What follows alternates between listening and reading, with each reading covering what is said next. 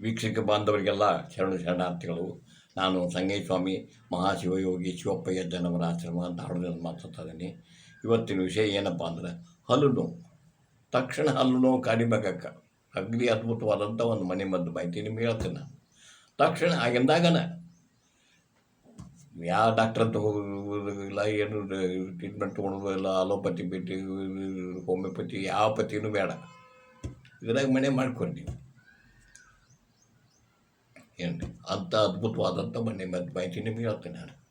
ಅದಕ್ಕೆ ಪೂರ್ವದೊಳಗೆ ನೀವೇನು ಮಾಡ್ಬೇಕು, ಸಬ್ಸ್ಕ್ರೈಬ್ ಮಾಡ್ಬೇಕು, ನನಗೆ ಲೈಕ್ ಮಾಡಬೇಕು, ಶೇರ್ ಮಾಡಿ, ನನಗೆ ಗ್ರೂಪ್ ತುಂಬಬೇಕಂತೇಳಿ ನಿಮಗೆ ಕೈ ಮುಗಿದು ಕೇಳ್ಕೊತೀನಿ. ಮತ್ತು ನಮ್ಮ ಆಶ್ರಮದ ಮೂಲ ಉದ್ದೇಶ ಏನಪ್ಪ ಅಂದ್ರೆ ನಿಮಗೆ ನೀವೇ ವೈದ್ಯರಾಗಬೇಕು. ನಿಮ್ಮ ಅಡುಗೆ ಮನೆ ನಿಮ್ಮ ಔಷಧಲಯ ಆಗಬೇಕು ಅನ್ನೋದು ನಮ್ಮ ಆಶ್ರಮದ ಮೂಲ ಉದ್ದೇಶ. ಏನು ಈ ಹಲ್ಲು ನೋವು ಅಗ್ರಿ ಸರಳ ಐತೆ, ಹೇಳಿದ ತಕ್ಷಣ ನೀವೇ ಅಂತೀರಿ ಇಷ್ಟನ ಅಜ್ಜ ಇದೇನು ದೊಡ್ಡಾಗದ ಮಾಡ್ತೀವಿ ಅಂತೀರಿ ನೀವು. ಏನಿಲ್ಲ, ಒಂದು ಅರ್ಧ ಚಮಚೆ ಆಗುವಷ್ಟು ತುಳಸಿ ರಸ ಮಾಡ್ಕೋಬೇಕು. ಒಂದು ಅರ್ಧ ಚಮಚೆ ಆಗಷ್ಟು. ಒಂದು 2-3 ಕರೆ ಮೆಣಸಿನ ಕಾಳು, 2-3 ಕರೆ ಮೆಣಸಿನ ಕಾಳು ಅಥವಾ 2-3 ಕರೆ ಮೆಣಸಿನ ಕಾಳು ಅಥವಾ ಪೌಡರ್ ಅದು ತೊಗೊಂಡ್ರೂ ನಡೀತೈತಿ. ಒಂದು ಚಿಟಿಕೆ ಪೌಡರ್, 3 ಬೆಳಗ್ಗೆ ಎಷ್ಟು ಬರ್ತೈತಿ ಅಷ್ಟು ಒಂದು ಚಿಟಿಕೆ ಪೌಡರು. ಆನಂತರ 2-3 ಲವಂಗ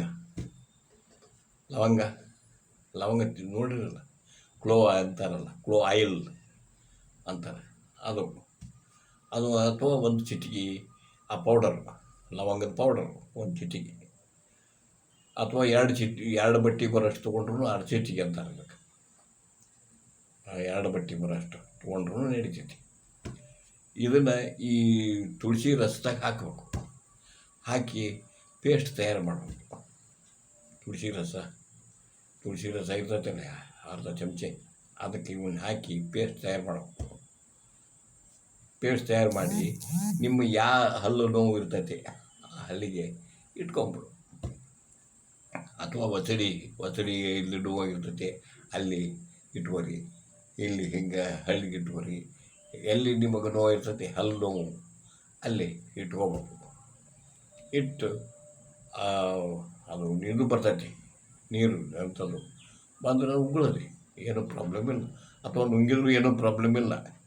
ಇದರಿಂದ ಯಾವುದು ಸೈಡ್ ಎಫೆಕ್ಟು ಇಲ್ಲ. ಯಾಕೆ ತುಳಸಿ ತಿಂತೀರಿ ನೀವು, ಕರೆ ಮೆಣಸಿನ ಕಾಳು ತಿಂತೀರಿ, ಏನು ರೀ ಅಲ್ಲಂತ ಲವಂಗ ತಿಂತೀರಿ, ಹೌದಲ್ಲ, ಯಾವುದೂ ಸೈಡ್ ಎಫೆಕ್ಟ್ ಇಲ್ಲ. ಅಡ್ಡ ಪರಿಣಾಮ, ಸೈಡ್ ಎಫೆಕ್ಟ್ ಅಂತಾರಲ್ಲ, ಹಂಗೆ ಯಾವುದೂ ಅಡ್ಡ ಪರಿಣಾಮ ಇಲ್ಲ. ಇದನ್ನು ಮಾಡಿ ತಕ್ಷಣ ಆರಾಮಾಗತ್ತೆ.